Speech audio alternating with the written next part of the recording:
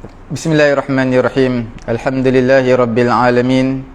Wassalatu wassalamu ala rasulina Muhammadin wa ala alihi wa sahbihi ajma'in. Allahumma aghnina bil ilmi wa zayyinna bil hilmi wa akrimna bit taqwa wa jammilna bil afiyati ya arhamar rahimin. Rabbi shrah li sadri wa yassir li amri wahlul 'uqdatam min lisani yafqahu qawli. Rabbi yassir wa la tu'assir wa tammim bil khair wa bika nasta'in wa la hawla wa la quwwata illa billahil aliyyil azim. Alhamdulillah, tuan-tuan puan-puan muslimin muslimat, sidang jamaah yang dirahmati Allah Subhanahu wa taala dan juga sidang pendengar yang dirahmati Allah Subhanahu wa taala. Pada pagi ini insya-Allah sama-sama kita lihat dalam perbincangan hadis an adillat ala al-ahadis an adillatil ahkam, mengenai dengan hukum hakam hadis, mengenai dengan hukum hakam. Muka surat yang ke-9 cetakan bahasa Melayu, hadis yang ke-24. Okey, bismillahirrahmanirrahim. An Abi Sa'labah al-Khushani radhiyallahu ta'ala anhu qala qultu ya Rasulullah inni bi ardi qaumin ahli kitabin afana'kulu fi aniyatihim qala la ta'kulu fiha illa an la tajidu ghayraha faghsiluha wa kulu fiha, muttafaqun alaih. Hadis riwayat Imam Bukhari dan juga Imam Muslim. Daripada Abu Sa'labah al-Khushani radhiyallahu ta'ala anhu telah menceritakan, aku pernah bertanya kepada Nabi SAW, wahai Rasulullah, sesungguhnya kami sering berada di negeri kaum Ahlul Kitab, iaitu bangsa Yahudi. Maka bolehkah kami makan dengan menggunakan peralatan milik mereka? Makan menggunakan pinggan mereka, minum menggunakan cawan mereka. Maka Nabi SAW menjawab, jangan makan dengan menggunakannya, jangan makan daripada pinggan mereka, daripada cawan mereka, kecuali apabila kamu tidak menemui bekas yang lain. Tetapi cucilah terlebih dahulu, kemudian baru kamu boleh makan daripada bekas tersebut.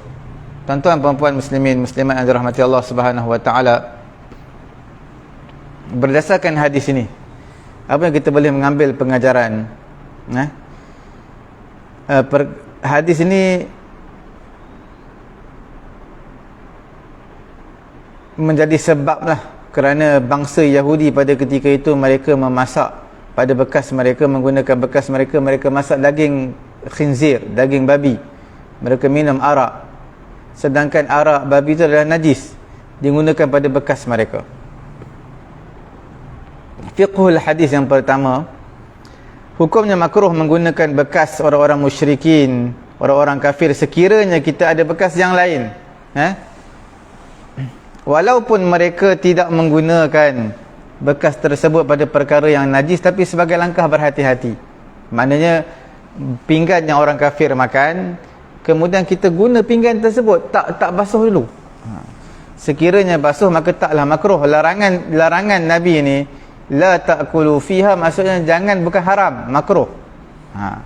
Sekiranya kita basuh dahulu, itu hilanglah makruh tersebut. Fiqhul hadis yang kedua daripada kitab Fiqh Bulughil Maram, apabila orang Islam tidak mendapati selain daripada bekas orang-orang kafir ini, terpaksa guna bekas orang kafir, dah tak adalah bekas lain untuk makan, pinggan tu je yang ada, maka basuhlah dulu. Basuh dengan air, kemudian gunakan untuk makan, minum menggunakan pinggan tersebut. Larangan yang kata makruh itu telah hilang. Larangan tu kerana nak menunjukkan dia adalah kotor, istiqza, makanan daripada orang kafir, makanan tersebut kotor, istiqzar, kita anggap benda tu kotor. Dan juga selalunya orang-orang kafir ni dia tak tahu najis ke tak, dia akan guna makan benda-benda yang najis dan sebagainya. Jadi basuh terlebih dahulu. Perkara yang ketiga, basuh ini bukannya wajib, disunatkan. Kerana mereka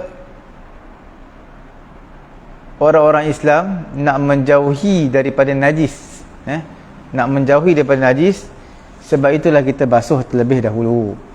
Perkara yang keempat, sah berwuduk dan juga membasuh dengan bekas sah wuduk dan basuh dengan menggunakan bekas orang kafir. Orang kafir yang tak ada air, yang tak ada dalam baldi, tak ada air, tak ada air dalam gayung, maka kita guna air tersebut, sah walaupun makruh, kerana asal pada tadahan air orang-orang kafir ini, walaupun mereka guna sebahagiannya, hukumnya makruh walaupun sah berwuduk dengan air tersebut, kerana hukum asal adalah suci, at-taharah. Tuan-tuan, puan-puan muslimin, muslimat yang dirahmati Allah Subhanahu wa taala,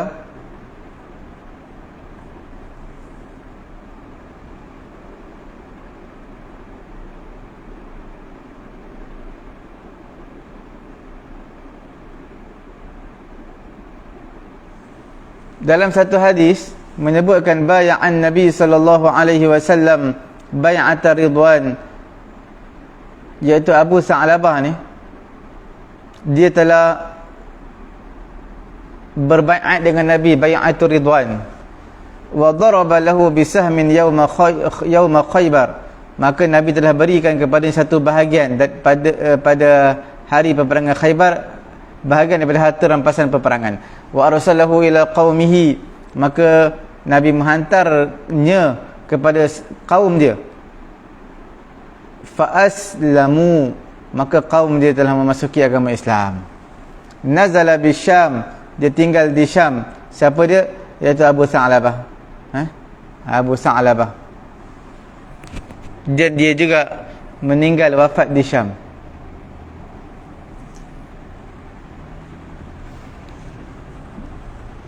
Riwayat daripada Abu Daud, daripada Imam Ahmad, satu hadis yang menyebutkan kunna naghzu ma'a Rasulillah sallallahu alaihi wasallam, kami berperang bersama Nabi sallallahu alaihi wasallam, maka kami memperolehi daripada bekas-bekas orang-orang kafir ni, bekas minuman mereka, bekas kulit mereka, kami rampas. Wala ya'ibu zalika alaina, dan tidak aib perkara tersebut ke atas kami. Maka di sini ulama jawab, ini adalah al-istilah, selepas orang Islam menang, menguasai dalam peperangan, maka dia rampas segala harta orang-orang kafir.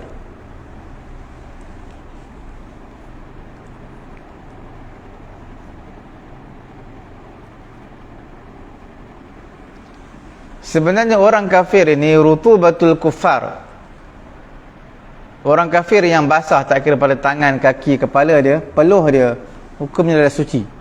Sebab dia manusia macam kita.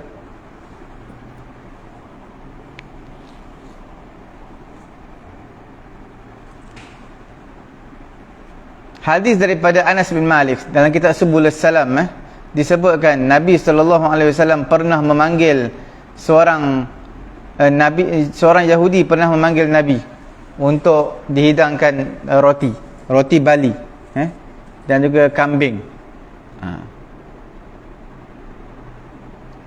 Dalil yang kedua, harumat rutubatuhumna lastafadha naqlu tawaqihim liqillatil muslimin hina idin ma'a kasrati isti'malatihim allati la yakhlu minha malbusan aw mat'uman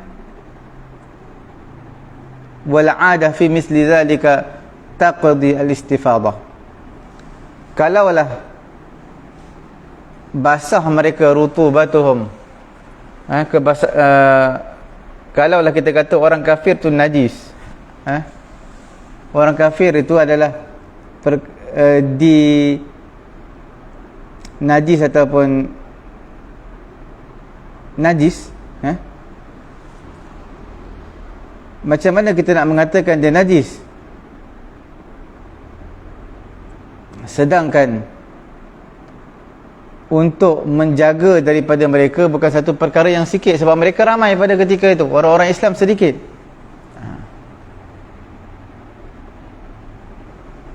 Jadi sudah pastilah kadang-kadang kita membeli pakaian daripada orang kafir, tak kira pakaian second hand ke apa ke, bekas dan sebagainya. Dan perkara yang ketiga, hadis Abu Sa'labah ini menunjukkan tentang hadis ini hukumnya makruh makan daripada bekas orang-orang kafir kan dianggap perkara tersebut kotor. Kita lihat hadis yang ke-25. An Imran bin Husain radhiyallahu ta'ala anhuma anna an-nabiy sallallahu alaihi wasallam wa ashabahu tawaddau min mazadati imra'atin musyrikatin muttafaqun alaih. Itu Nabi sallallahu alaihi wasallam dan juga para sahabat pernah berwuduk dengan menggunakan satu bekas. Bekas daripada kulit. Bekas ini adalah milik seorang wanita musyrik, wanita kafir. Hadis ini merupakan sebahagian dari hadis yang cukup panjang. Tuan-tuan dan puan muslimin muslimat dirahmati Allah Subhanahu wa taala. Perawi hadis ini adalah Imran bin Husain. Imran bin Husain dia masuk Islam pada tahun Khaybar, peperangan Khaybar pada tahun ke-7 Hijrah. Itu Imran bin Husain. Jadi kalangan sahabat Nabi yang faqih, yang mahir dalam bidang fiqh, dan antara sahabat Nabi yang mulia, yang tinggi. Dan dia juga antara sahabat Nabi yang ditimpa dengan penyakit bawasir, dipanggil penyakit bawasir. Bila mana dia kena penyakit bawasir, dia mengadu kepada Nabi, nak semayang berdiri ni payah ni. Maka Nabi kata fasalli qa'idan, boleh semayang duduk, sebab sakit nak semayang berdiri.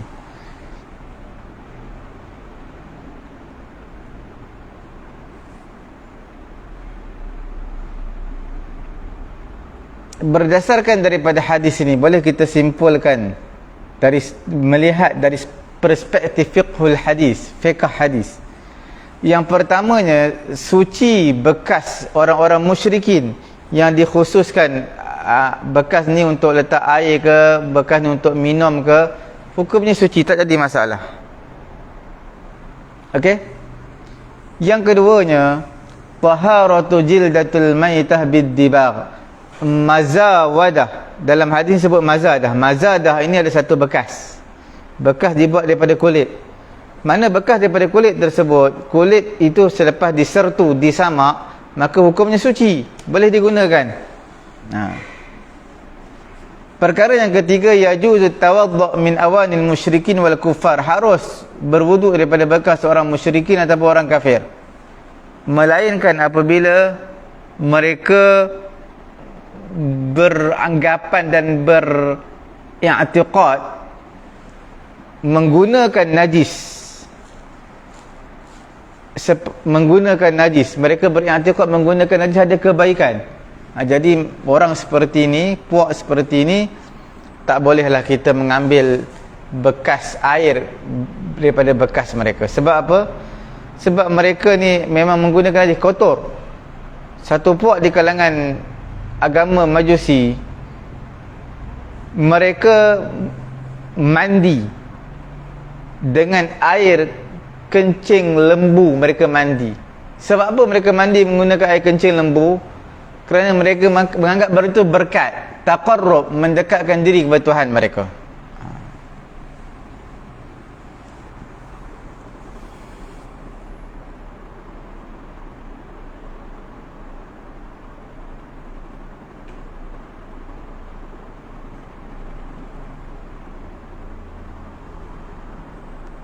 Hadis yang berikutnya, hadis yang ke-26.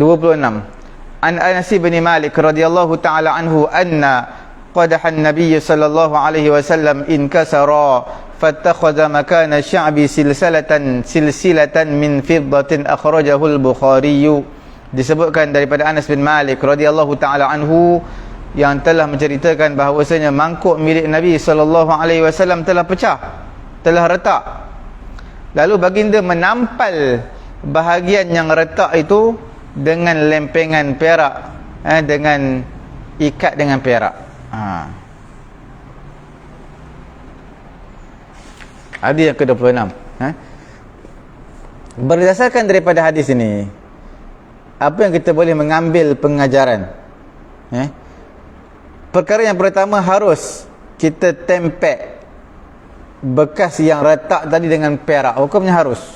Yang keduanya, harus menggunakan bekas yang ditempek dengan perak apabila tempekan tersebut kecil. Sombeng ke apa, kena tampal dengan perak, dia kecil. Kecil tak apa. Sekiranya besar untuk perhiasan, dia sepatutnya kecil pun dah boleh lah. Tapi saja nak buat besar, nak bagi nampak cantik lagi, tak nampak sangat, seolah-olah macam menampung, menempel perkara yang benda yang pecah, maka hukumnya adalah haram.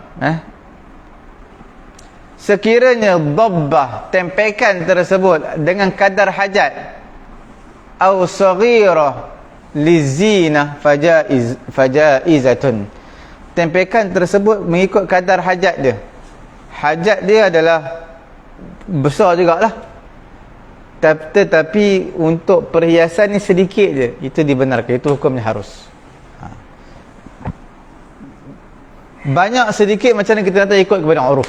Kalau orang nampak tu banyak, maka banyak. Kalau sedikit, dia adalah sedikit, orang akan kata sedikit. Perkara yang ketiga, haram bekas yang ditempel dengan emas. Yang harus tu perak saja, yang ditampal dengan perak, ditampal dengan emas haram. Tak ada sedikit ataupun banyak, sama. Berdasarkan sabdaan Nabi SAW mengenai dengan emas dan juga sutera, Nabi mengatakan, inna hadzaini, sesungguhnya dua ini adalah haramun ala zukuri ummati, haram ke atas lelaki di kalangan umatku. Hillun li inathiha, halal bagi wanita di kalangan umatku. Haram isti'amal emas ataupun perak. Nak guna emas perak tak dibenarkan. Terutama kaum lelaki-lelaki lah tak boleh. Hanya dibenarkan perhiasan saja. Perhiasan saja emas ataupun perak ni. Okey? Cuma bagi perak ada sedikit kelonggaran untuk menampal sesuatu yang retak ataupun yang sombeng. Melainkan darurat. Darurat dibenarkan emas, dibenarkan perak. Contoh darurat, seperti mana seseorang yang ditimpa penyakit gatal, sutera ni haram, tetapi dibenarkan pakai sutera sebab dia darurat, kena pakai sutera, kalau tak dia gatal. Seperti mana berlaku pada seorang sahabat, tak salah saya nama dia Abdul Rahman bin Auf. Begitulah juga yang berlaku kepada orang yang terpotong hidungnya, tak boleh letak benda lain menggantikan hidung, dia akan jadi busuk. Terpaksalah mengikut nasihat doktor yang Islam, doktor yang Muslim, mengatakan perlu ditampal dengan emas. Maka hukumnya ad-darurah tubihul mahdhurat, perkara yang darurah adalah membenarkan perkara yang dilarang.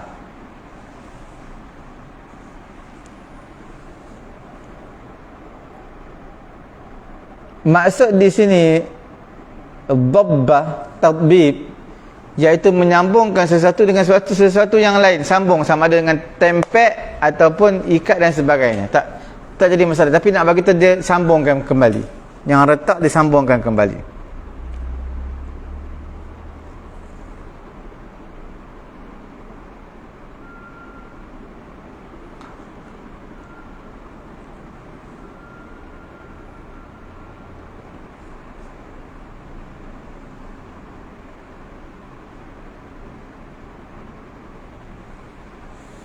Kita masuk hadis yang berikutnya mengenai dengan bab menghilangkan najis. Bab apa?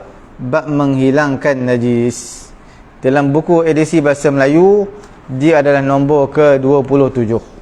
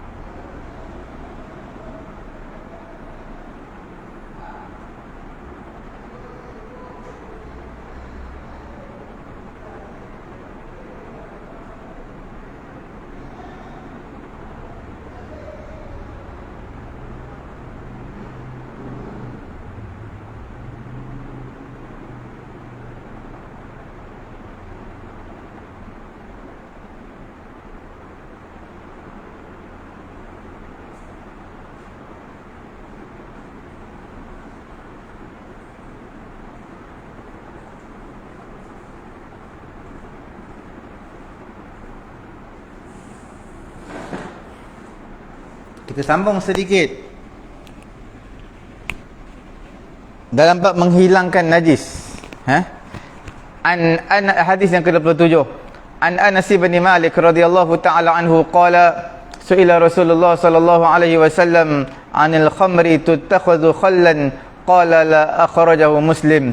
Disebutkan daripada Anas bin Malik radhiyallahu ta'ala anhu yang telah menceritakan Nabi sallallahu alaihi wasallam pernah ditanya tentang khamar, arak yang diproses menjadi cuka. Maka baginda sallallahu alaihi wasallam menjawab, tidak boleh. Hadis ini diketengahkan oleh Imam Muslim dan juga Imam Tirmizi yang menilainya sebagai hasan dan juga hasan dan atau sahih. Berdasarkan hadis ini,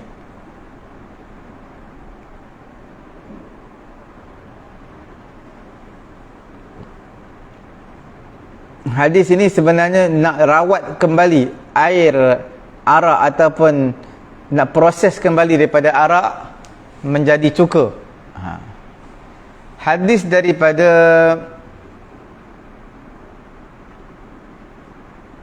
Abi Talha. Hadis daripada Abi Talha, dia bagi tahu. Dia kata apa? Mengenai dengan khamar ni lah, di sisi dia milik anak-anak yatimnya. Li aitam, milik anak-anak yatim. Jadi dia kata hal yukhalliluha, boleh tak arak ni kami nak jadikan cuka? Fa amarahu bi iraqatiha, maka Nabi kata buangkan air tersebut, tuangkan. Tak boleh diproses.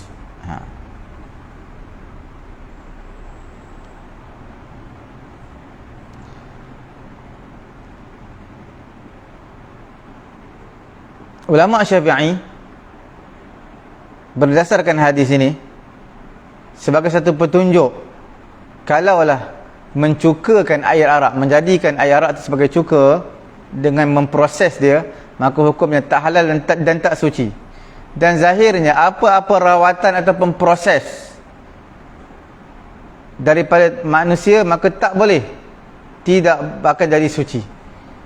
Walaupun dengan memindahkan daripada arak satu besen, satu bekas, satu tempayan, maka kita angkat ramai-ramai letak di tengah terikan cahaya matahari, tetap hukumnya tak jadi juga suci. Tidak jadi suci.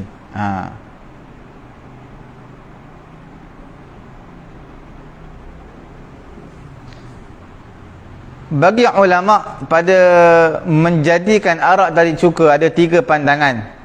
Pandangan yang pertama, idza takhallalatil khamru bighairi qasdin halla khalluha. Ada 3 pandangan. Pandangan pertamanya, apabila arak tadi menjadi cuka tanpa qasad, tanpa niat, tanpa proses apa-apa, maka halal. Contohnya dia ubah daripada satu tempat ke tempat yang lain, tiba-tiba jadi cuka, berubah jadi masam cuka, bukan lagi memabukkan, maka jadi halal tanpa niat. Tapi kalau dengan niat dia pindahkan untuk menjadikan cuka, maka itu tidak dibenarkan, hukumnya haram. Itu perkara yang pertama, pandangan pertama.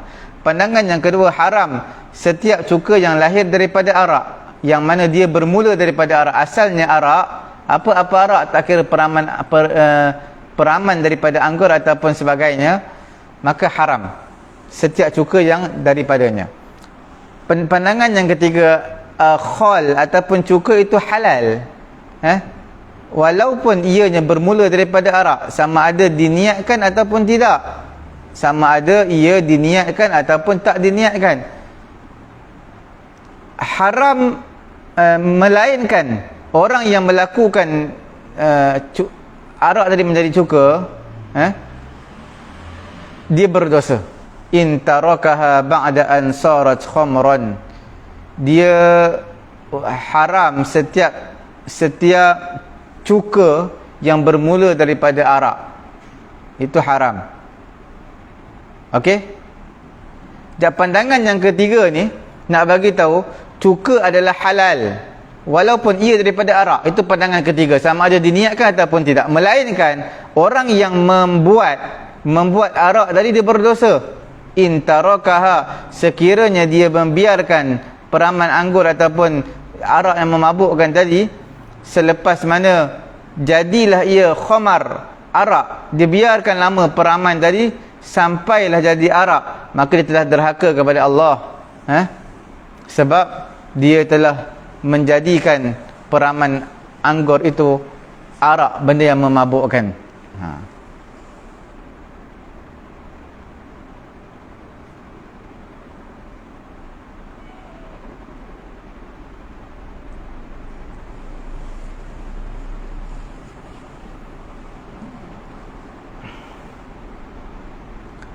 Perkara yang kedua, perkara pertama saya bagi tahu tadi, tidak harus, maknanya haram mencukakan arak, tidak suci. Kalau cuka, menjadikan cuka dengan cara memproses, campak pengawet dan sebagainya sampai jadi arak, tak boleh. Sampai dia jadi cuka, tak boleh. Sebab arak itu adalah najis. Bila kita campur, menjadikan dia cuka dengan bahan-bahan yang lain, bahan tadi jadi najis. Jadi hukumnya haram. Perkara yang kedua adalah yanjus, najis. Apa yang dicampakkan di dalam arak tersebut, dalam khamar tersebut, tidak akan suci.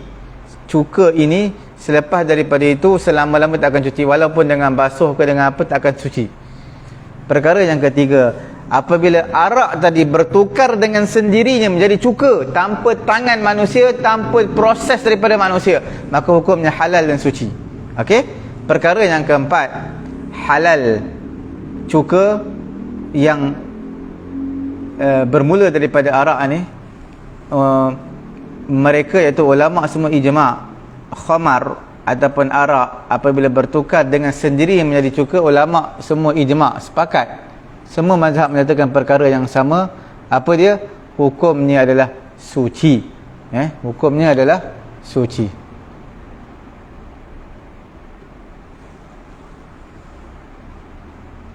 Okey.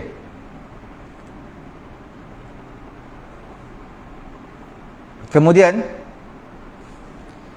kita lihat hadis yang ke-28.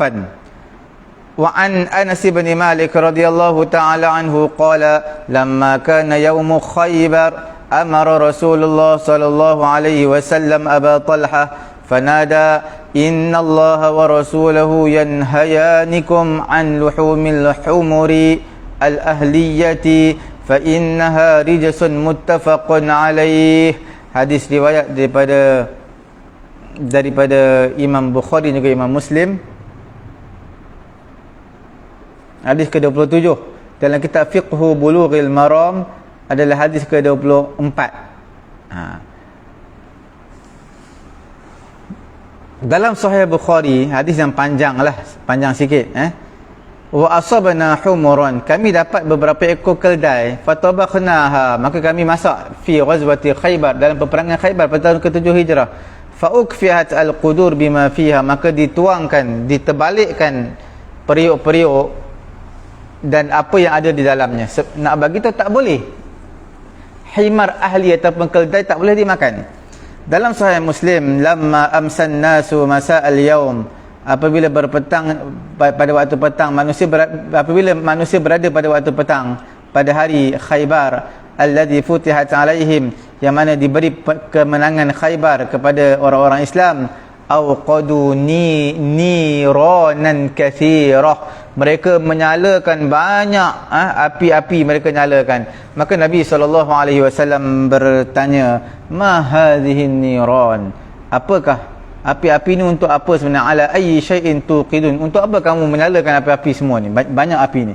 Faqalu ala lahmin, maka mereka sahabat menjawab, kami nak bakar daging, kami nak memasak daging ni. Maka Nabi tanya lagi, ayyu lahmin, daging apa kamu masak? Qalu, mereka menjawab, lahmu humuril insiyah, iaitu daging himar, daging keldai. Maka Nabi SAW bersabda, ahriquha waksiruha, tuangkan, terbalikkan periuk tadi, buang makanan, buang air dan juga daging dalam tu, kerana tidak dibenarkan, tidak halal bagi manusia untuk makan keldai. Sebab apa tak boleh? Dipanggil sebagai himar ahliyah ataupun himar insiyah. Sebab apa dipanggil himar insiyah? Insiyah, insun, insan maknanya manusia. Okey? Sebab himar ini selalu bersama dengan manusia. Berbeza dengan himar wahsy dipanggil zebra. Zebra ni adalah binatang yang diburu, dia binatang liar. Jadi untuk keldai ni binatang bersama manusia, dia mengangkat barang, angkat buku, angkat kitab-kitab dan sebagainya, untuk berpindah dari satu negara ke negara yang lain.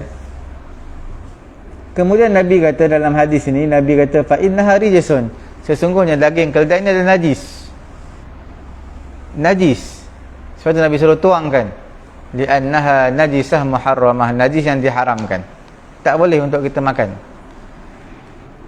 Riwayat daripada Muslim daripada Ali bin Abi Talib radhiyallahu taala anhu anna Rasulullah sallallahu alaihi wasallam naha an mut'atin nisa yauma Khaybar wa an luhumil humuril insiyah, iaitu Nabi sallallahu alaihi wasallam melarang nikah mut'ah, nikah yang bertempoh, nikah 1 tahun, 2 tahun ataupun 3 tahun, ini semua adalah nikah mut'ah.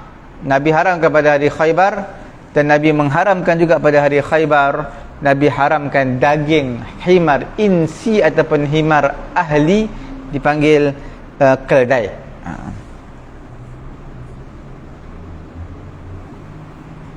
Fiqhul hadis yang pertama, kita boleh mengambil dalil najis daging himar, daging keldai, haram untuk kita makannya. Kerana setiap yang najis adalah diharamkan untuk makan.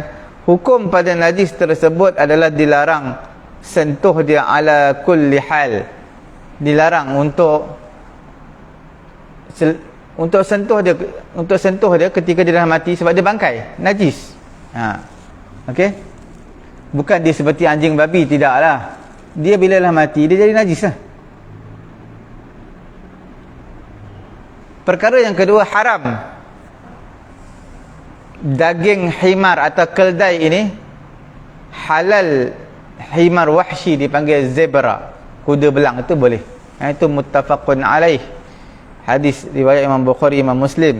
Dalam memburunya boleh, dalam memakannya boleh, untuk zebra ataupun dipanggil himar wahsy.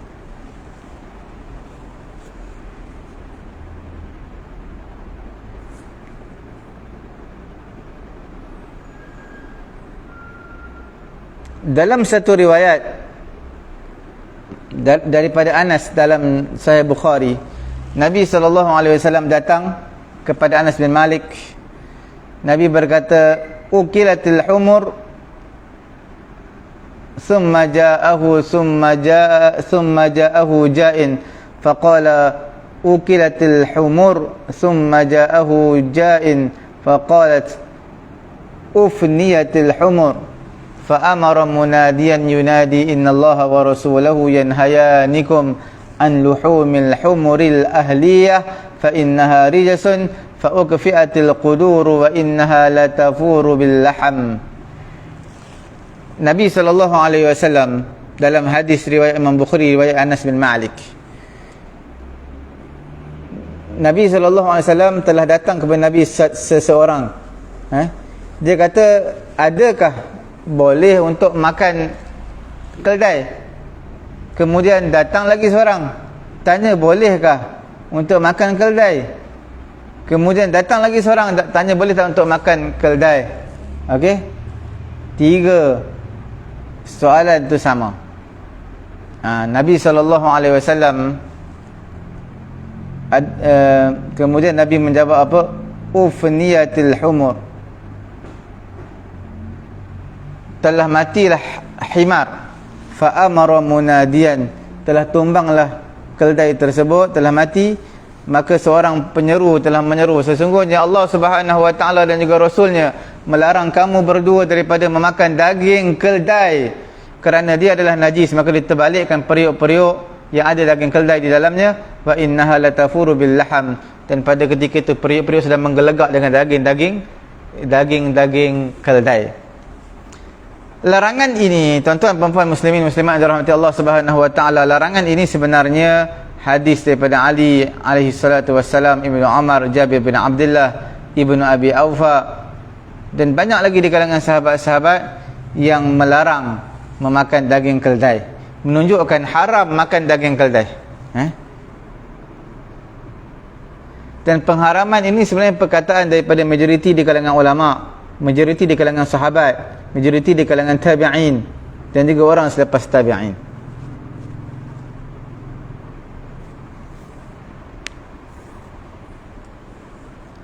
Hukum asal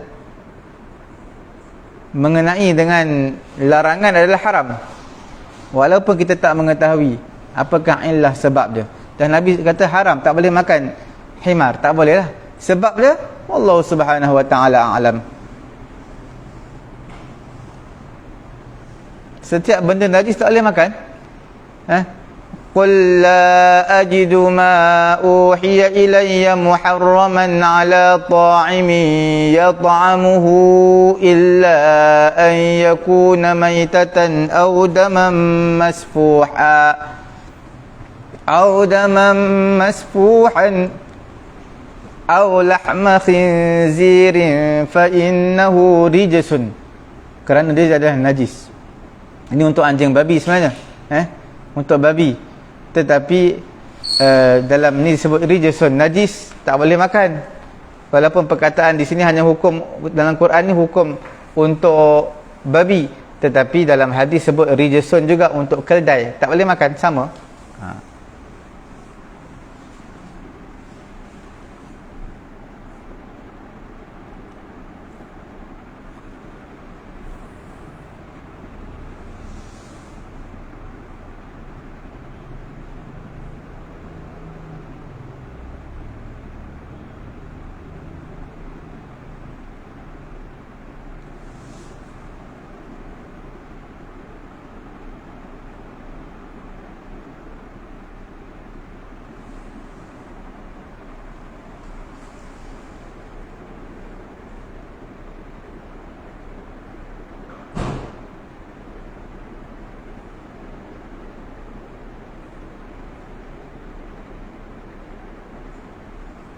Adapun najis, maka najis ini akan melazimi kepada hukum haram. Maka setiapnya najis itu adalah diharamkan.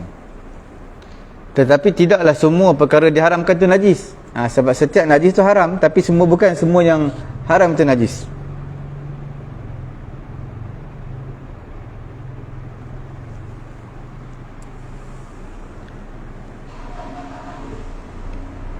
Contohnya adalah seperti haram memakai sutera emas, sedangkan emas dengan sutera suci. Okey.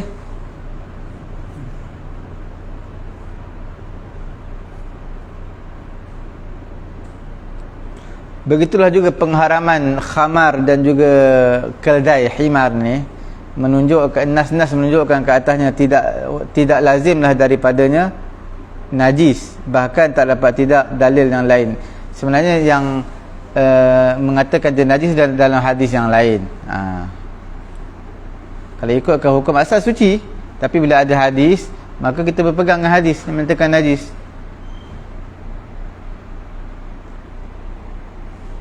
Seterusnya hadis yang ke-29,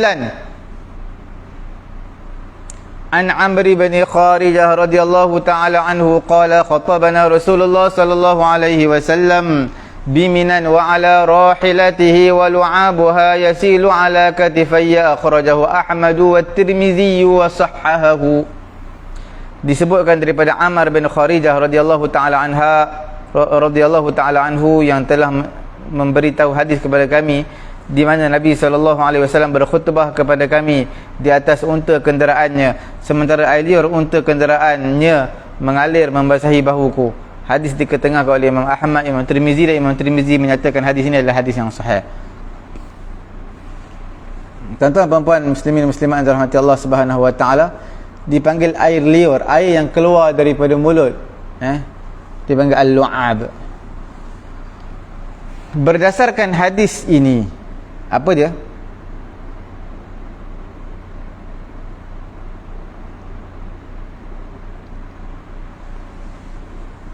Istihbab berkhutbah, dituntut untuk berkhutbah di Mina pada hari Tarwiyah untuk memberitahu manusia tentang panduan-panduan manasikul haji sebelum menuju ke Arafah pada hari yang ke-9 daripada Zulhijjah. Okey? Perkara yang keduanya, harus menunaikan haji, berjalan pun boleh, menunggang kenderaan pun boleh, tapi menunggang lebih afdal kerana mengikut sunnah Nabi SAW, dan dia lebih membantu untuk orang-orang haji dalam menunaikan tugasan-tugasan haji. Zaman dulu mereka tunggangan ni bukan daripada rumah naik kuda, naik unta sampai ke Mekah. Bahkan mereka tawaf pun guna tu juga, guna unta tawaf. Mereka sa'i pun guna unta. Jadi tak jadi masalah. Sebab itu banyak kegunaan dia.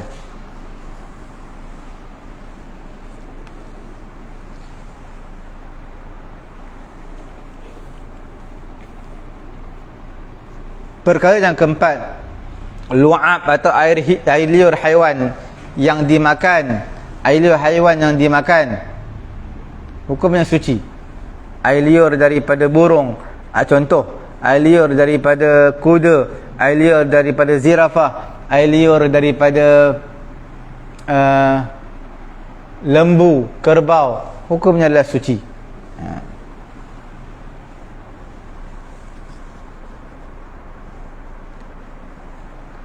Perkara yang ketiga, harus memberi khutbah pada ketika menunggang kenderaan. Ketika ada keperluan, kita sedang menaiki tunggangan pada zaman Nabi, boleh berkhutbah. Nabi duduk di atas kenderaan tunggangan unta, Nabi berdiri, tapi Nabi duduk berada di atas unta. Macam mana Nabi nak berdiri atas unta? Nabi berkhutbah. Okey? Unta Nabi namanya adalah qaswa, al-qaswa'u. Unta ni yang sesuai untuk Nabi memulakan perjalanan dalam menunaikan perjalanan haji di panggil Hajjatul Wada'.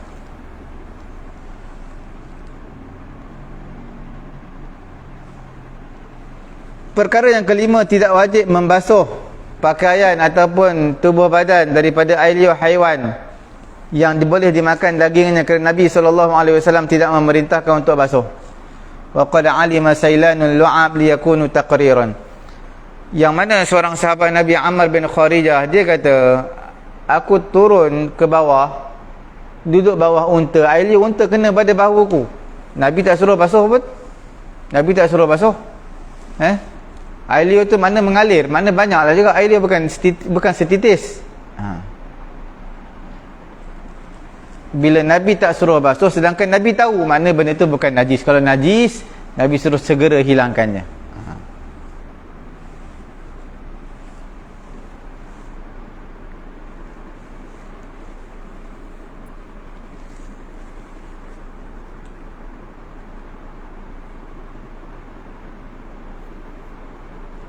Hadis ke 30, 31, 32.